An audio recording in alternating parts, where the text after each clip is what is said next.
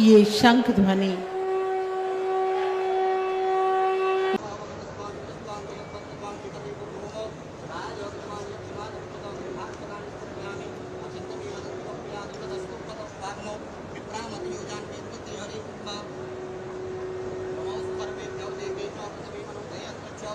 मानव मूल्यों के प्रणेता माननीय मुख्यमंत्री उत्तर प्रदेश योगी आदित्यनाथ जी का मंच पर आगमन हो चुका है। तालियों के जय घोष के साथ अभिनंदन कीजिए इस महान व्यक्तित्व का, जिनके भागीरथ प्रयासों से समूचा उत्तर प्रदेश विकास की गंगा में गोते लगे। दाहिनी ओर अनावरण किया जा रहा है न्यू टाउनशिप योजना का। 2517 करोड़ लागत और 295 हेक्टेयर में विस्तारित यह योजना माननीय मुख्यमंत्री योगी आदित्यनाथ जी को आपकी जोरदार तालियों के साथ आशीर्वचनों के लिए आमंत्रित कर रही हूं। तालियों का जयनाद रुकना नहीं चाहिए। भारत माता की, भारत माता की, भारत माता की। वंदे वंदे वंदे। नमः पार्वती पतिये हर हर।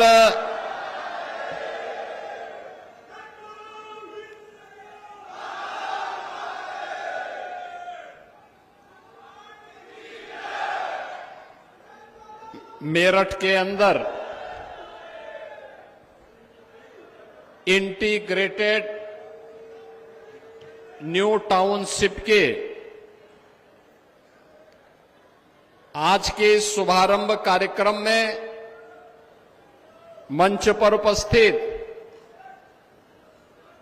इस क्षेत्र के लोकप्रिय विधायक और उत्तर प्रदेश सरकार में मंत्रिमंडल के मेरे सहयोगी श्री सोमेंद्र तोमर जी, उत्तर प्रदेश सरकार में पीडब्ल्यूडी के राज्य मंत्री कुंवर ब्रजेश सिंह जी, लोकप्रिय सांसद श्री अरुण गोविल जी, राज्यसभा के माननीय सांसद डॉक्टर लक्ष्मीकांत वाजपेयी जी, माननीय सांसद श्री राजकुमार सांगवान जी, आज के इस कार्यक्रम में उपस्थित जिला पंचायत अध्यक्ष श्री गौरव चौधरी जी, महापौर हरिकांत अहलुवालिया जी, भारतीय जनता पार्टी के क्षेत्रीय अध्यक्ष श्री सत्येंद्र सिसोदिया जी, विधान परिषद के सदस्य श्री अश्वनी त्यागी जी, श्री चंद शर्मा जी, धर्मेंद्र भारद्वाज जी, माननीय विधायक अमित अग्रवाल जी, माननीय विधायक गुलाम मोहम्मद जी, जिला अध्यक्ष शिव कुमार राणा जी, महानगर अध्यक्ष विवेक रस्तोगी जी, आज के इस कार्यक्रम में उपस्थित इस क्षेत्र के सभी सम्मानित नागरिकों, बहनों और भाइयों, आज सावन मास का अंतिम सोमवार है। बाबा ओगढ़नाथ के श्री चरणों में नमन करते हुए इस न्यू इंटीग्रेटेड टाउनशिप स्कीम के लिए मैं आप सबको हृदय से बधाई देता हूं। बहनों और भाइयों, प्रदेश के अंदर आदरणीय प्रधानमंत्री जी के विजन के अनुरूप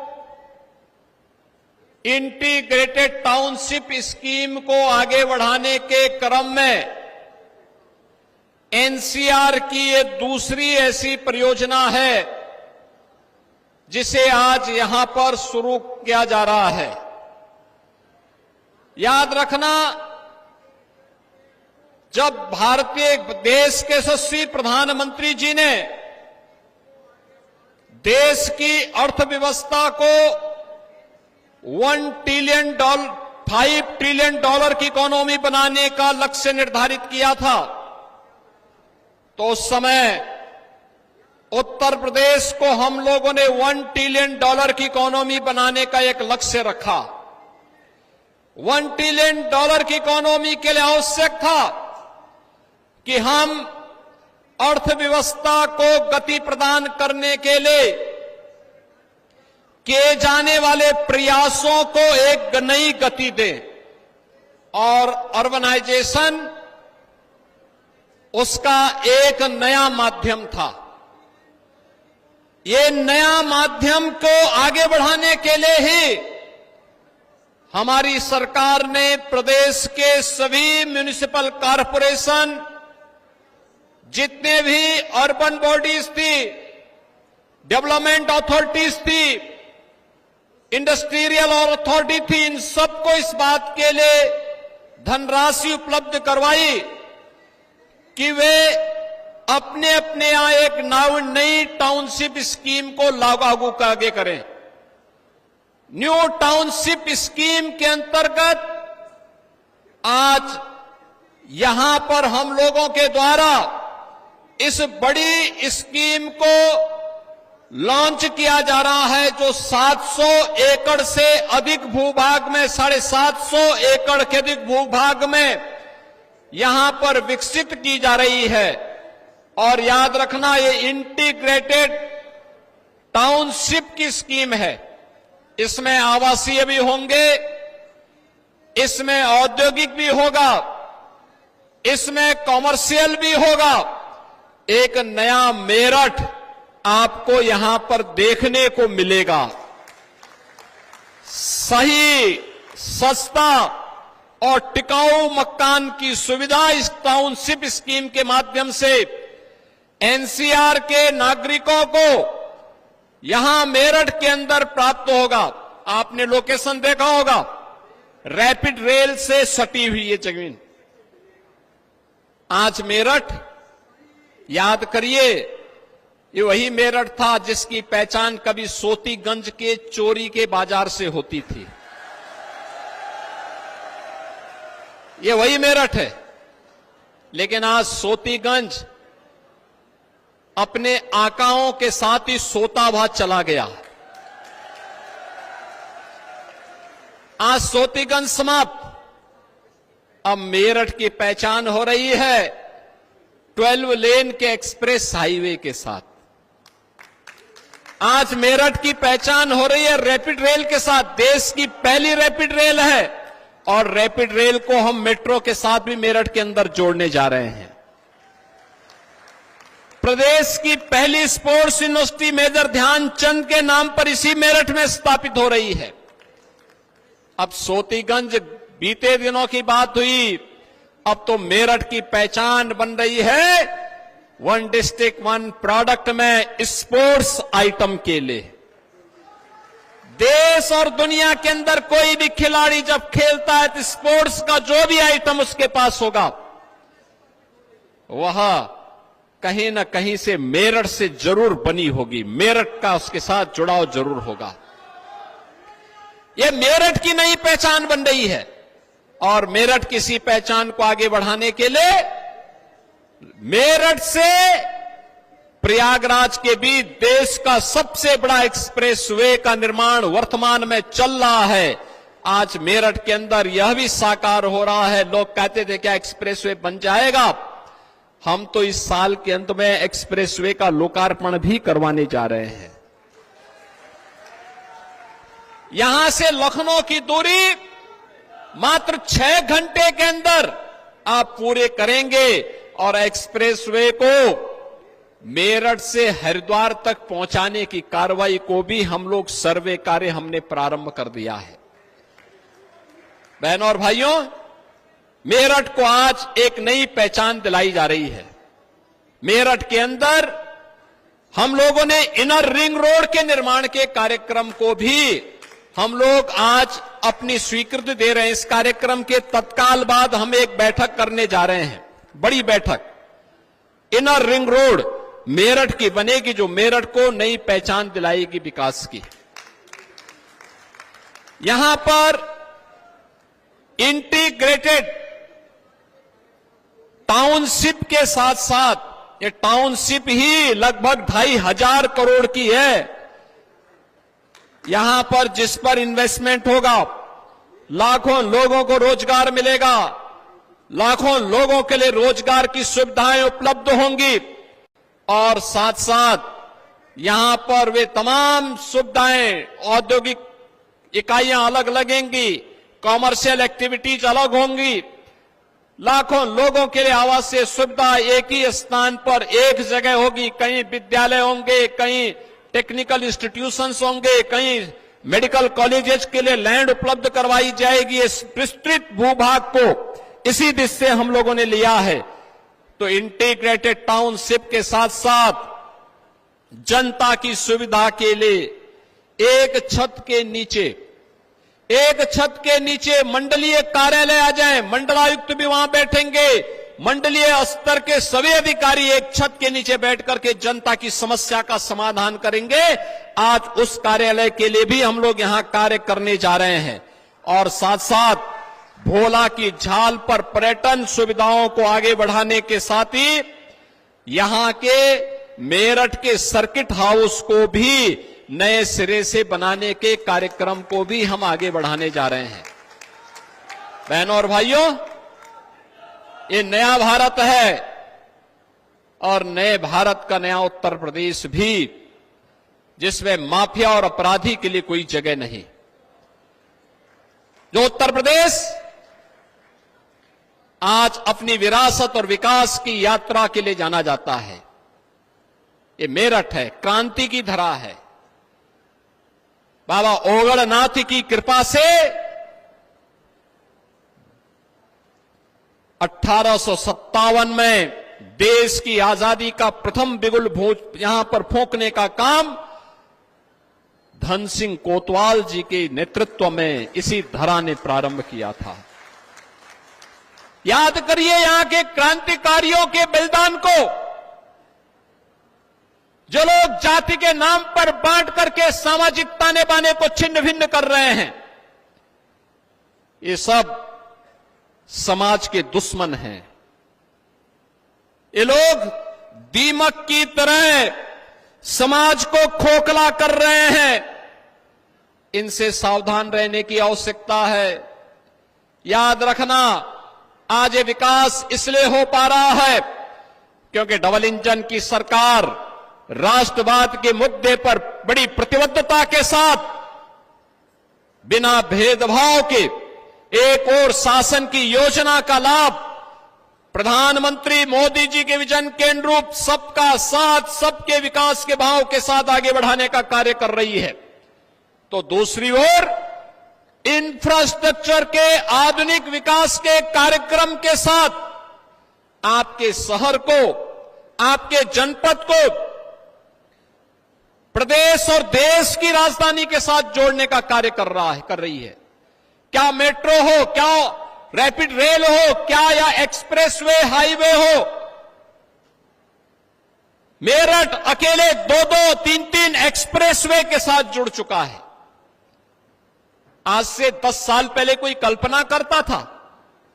8 साल पहले कोई कल्पना करता था कि ऐसा होगा? 8 साल पहले दंगों की आग में क्षेत्र झुलसता था। ये जो दंगों को प्रश्रय देने वाले लोग हैं, यही जातिवाद को भी भड़का करके आपकी एकता को खंडित करके फिर से विकास को ग्रहण लगाना चाहते हैं। ये वही लोग हैं जो पहले स्वयं तो अपने बच्चों को विदेशों में पढ़ाते थे और जब गरीब के बच्चे के लिए सुविधा उपलब्ध होती है तो इनको बुरा लगता है। ये आज भी चाहते हैं कि भैंसा गाड़ी से ही आप यात्रा करें। ये डबल इंजन की सरकार है, आपको रैपिड रेल की सवारी करा रही है। बुलेट ट्रेन की तर्ज पर विकास की रफ्तार को भी उसी तर्ज पर आगे बढ़ाना चाहती है। और इसीलिए जब सरकार कार्य करती है तो उसके परिणाम भी आते हैं। हमारी सरकार ने तय किया है, जीरो टॉलरेंस की नीति के तहत सरकार कार्य कर रही है। अपराध और अपराधियों के प्रति सरकार की जीरो टॉलरेंस की नीति कार्य कर रही है। मैं पूछना चाहता हूं कांग्रेस से, मैं पूछना चाहता हूं समाजवादी पार्टी से, जो देश की संवैधानिक संस्थाओं पर उंगली उठा रहे हैं, मैं उनसे पूछना चाहता हूं, क्या उन्होंने कभी अपने अंतःकरण में देखने का और झांकने का प्रयास किया जब अपने स्वार्थ के लिए इन्होंने आतंकी घटनाओं को अंजाम देने और उस पर कोई कार्रवाई नहीं की थी? याद करिए मालेगांव की घटना को, कैसे उस समय निर्दोष हिंदुओं को फंसा करके देश के शीर्ष राष्ट्रवादी नेतृत्व को फंसाने की कुत्सित चेष्टा होकर के देश के अंदर आतंकवाद का नग्न तांडव करने का कुत्सित प्रयास कांग्रेस नेतृत्व की सरकार कर रही थी। कैसे कांग्रेस बेशर्मी के साथ इस कार्य को कर रही थी? पूछा जाना चाहिए कांग्रेस के लोगों को कि मालेगांव के मुद्दे पर कब कांग्रेस, जो पाप इन्होंने उस समय किया था, अपने इस पाप के लिए कांग्रेस पार्टी देशवासियों से कब माफी मांगेगी? कब वह एक और संवैधानिक संस्थाओं को गढ़े में खड़ा करने का प्रयास करती है और दूसरी तरफ आतंकवाद के प्रति पूरी सॉफ्ट कॉर्नर रख करके उनके बचाव के लिए अनेक रणनीति तैयार करती है, और तीसरी ओर समाज को जाति के नाम पर, क्षेत्र के नाम पर और भाषा के नाम पर बांटने की भी बेशर्मी कर रही है। बहनों और भाइयों, हम सबको इस बारे में ध्यान रखना होगा। जिन कारणों से इस देश के बलिदानियों को अपनी शहादत देनी पड़ी थी, उन महान क्रांतिकारियों की क्रांति धरा है मेरठ, उनका बलिदान व्यर्थ नहीं जाना चाहिए। उन्होंने देश की स्वाधीनता के लिए अपना बलिदान दिया था। उन्होंने अपने आप को बलिदान इसलिए नहीं किया था कि देश को आजादी मिले और आजादी के बाद हम जातीय सेनाएं खड़ी करके आपस में लड़ भिड़ करके फिर से देश को गुलामी की तरफ धकेले, दंगों की आग में झोंके, सोतीगंज जैसे चोर के बाजार को फिर से पनपाने का काम करें। यह तो समाजवादी पार्टी और कांग्रेस को ही मुबारक है। वे दंगा भी कराते हैं, सोतीगंज के अपराधियों को भी चरण वंदना करते हैं, उनको पनपाते भी हैं, हर माफिया और हर गुंडे को प्रश्रय देते हैं। यही तो अंतर है। भारतीय जनता पार्टी की डबल इंजन सरकार बनी, वन डिस्ट्रिक्ट वन प्रोडक्ट में मेरठ ने स्पोर्ट्स आइटम के माध्यम से अपनी पहचान बनाई, और समाजवादी पार्टी की सरकार के समय वन डिस्ट्रिक्ट वन माफिया में सोतीगंज ने भी अपना स्थान बनाया था। ये उनकी पहचान थी, और हमारी पहचान विकास की है, खुशहाली की है, समृद्धि की है। ये वन डिस्ट्रिक्ट वन प्रोडक्ट की योजना ही आज प्रधानमंत्री जी के वोकल फॉर लोकल के अभियान को, आत्मनिर्भरता के अभियान को आगे बढ़ाने का कार्यक्रम है। प्रधानमंत्री जी ने अभी 2 अगस्त को देशवासियों का आह्वान किया है।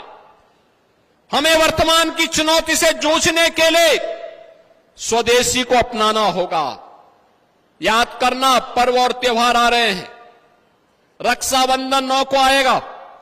हमारी सरकार ने तय किया है 8, 9 और 10 अगस्त को उत्तर प्रदेश परिवहन निगम और नगर विकास के अंदर नगर की सेवाओं को, बस सेवाओं को हम बहनों के लिए फ्री में यातायात के लिए छोड़ेंगे। 3 दिन फ्री में उनको यातायात की सुविधा उपलब्ध करवाएंगे। उत्तर प्रदेश के अंदर बिजनौर से बलिया तक जहां भी कोई यात्रा करना चाहेगा, सहारनपुर से लेकर के सोनभद्र तक, नोएडा से लेकर के चित्रकूट तक, जहां की भी कोई यात्रा करना चाहेगा, परिवहन निगम की बसेज में आपको ये बस पर्याप्त मात्रा में मिलेंगी, सुविधाएं मिलेंगी और यातायात की सुविधा भी हम देंगे। पर्व और त्योहारों में हम लोग गिफ्ट देते हैं। याद करना, 17 के पहले जब गिफ्ट देते थे तो चीनी सामान बाजारों में पटा होता था। 17 के बाद परिवर्तन आया।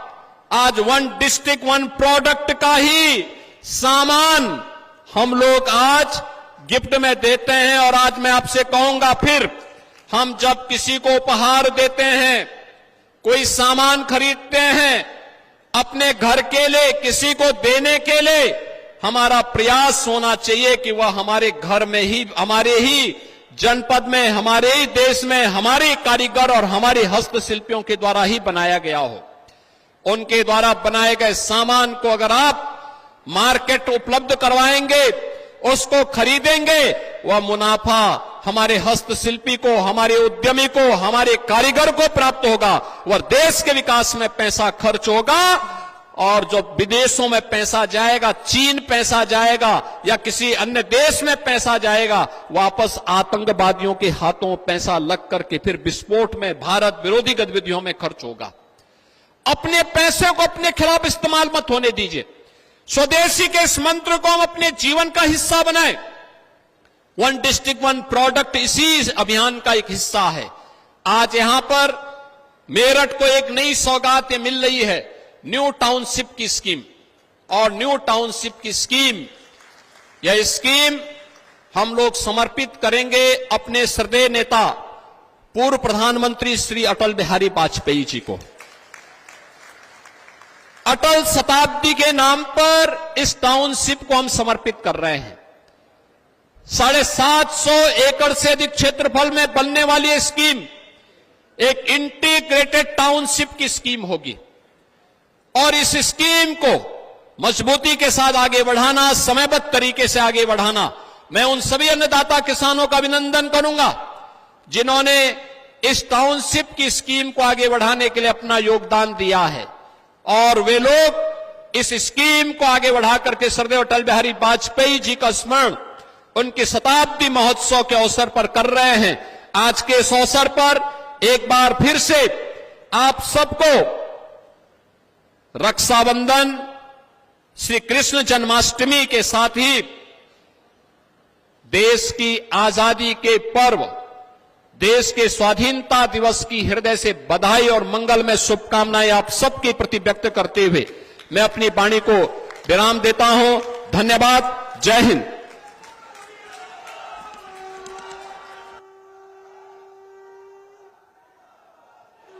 हम धन्यवाद देते हैं जोरदार तालियों के साथ माननीय मुख्यमंत्री पर आगमन के लिए, उसे धन्य करने के लिए और इस न्यू टाउनशिप को अपने करकमलों द्वारा उसका पूजन करने के लिए, शिलान्यास करने के लिए। ये गौरवमयी पल, ये क्षण लंबे समय तक याद रहेंगे मेरठ के प्रत्येक नागरिक को।